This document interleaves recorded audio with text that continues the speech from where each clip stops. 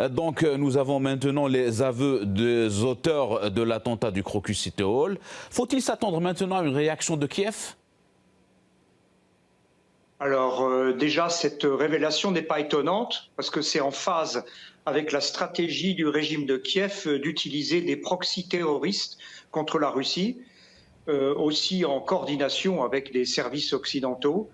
Et on peut s'attendre à, il n'y a rien à attendre en fait du régime de Kiev. Il va évidemment nier son implication, alors même que les preuves s'accumulent et qui soulignent les liens qui le lient à cet attentat, par évidemment le cerveau de cet attentat. Et maintenant, quelle réaction peut-on attendre de la communauté internationale et notamment de l'Occident, maintenant que l'implication de Kiev est reconnue par ses auteurs? Malheureusement, comme Kiev, il n'y aura pas de réaction parce que la stratégie des atlantistes pour affaiblir la Russie, dans leur stratégie géopolitique évidemment,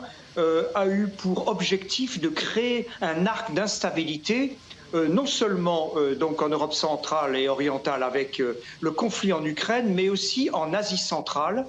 Et en fait, l'attentat qui a été organisé avec des islamistes provenant d'Asie centrale en lien avec Kiev, évidemment, sont liés à cette stratégie d'encerclement de la Russie en utilisant soit des islamistes ou des bandéristes néo-nazis contre la Russie, parce que évidemment ces extrémistes n'ont aucun scrupule à provoquer des attentats et faire des atrocités, et